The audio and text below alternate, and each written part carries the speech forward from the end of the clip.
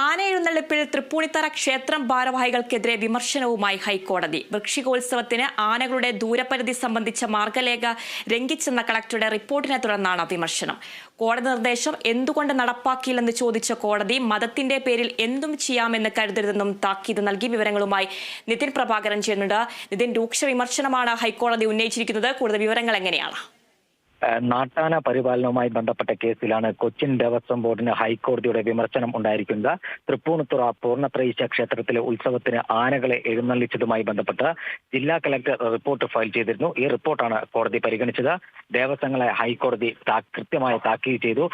എന്തുകൊണ്ട് ഹൈക്കോടതി നിർദ്ദേശിച്ച മാർഗനിർദ്ദേശം എന്തുകൊണ്ട് നടപ്പാക്കുന്നില്ലെന്നാണ് കോടതി ചോദിച്ചത്. മതത്തിന്റെ പേരിൽ എന്തും ചെയ്യാമെന്ന് കരുതരുത്, സാമാന്യ ബുദ്ധി പോലും ഇല്ലേ എന്നും കോടതി ചോദിച്ചു. Justice Jaishankar Nambiar, justice P Gopinath എന്നിവർ അടങ്ങിയ ഡിവിഷൻ ബെഞ്ചാണ് ഈ കേസ് പരിഗണിച്ചത്. ചില ആളുകളുടെ ഈഗോ ആകരുത് നടപ്പാക്കേണ്ടത്, കോടതി നിർദ്ദേശം നടപ്പാക്കണം. ദേവസ്വം ബോർഡ് ഓഫീസറോട് സത്യവാങ്മൂലം നൽകാനും കോടതി നിർദ്ദേശം നൽകി.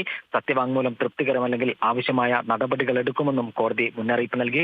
ക്ഷേത്രങ്ങളിലെ അല്ലെങ്കിൽ ഉത്സവാഘോഷങ്ങളിലെ ആന എഴുന്നള്ളിപ്പുമായി ബന്ധപ്പെട്ട് കൃത്യമായ മാർഗനിർദ്ദേശങ്ങൾ കോടതി പുറപ്പെടുവിച്ചിരുന്നു. ഈ മാർഗനിർദ്ദേശം ലംഘിച്ചു എന്നാണ് കോടതി കണ്ടെത്തിയിരിക്കുന്നത്. ഇതിന്റെ അടിസ്ഥാനത്തിലാണ് ഇപ്പോൾ കൊച്ചിൻ ദേവസ്വം ബോർഡ് അധികൃതർക്ക് രൂക്ഷമായ വിമർശനം കോടതിയിൽ നിന്നും നേരിടേണ്ടി വന്നത്. ആതിര. ശരി, നിതിൻ പ്രഭാകരനാണ് വാർത്തയുടെ വിവരങ്ങൾ നൽകിയത്.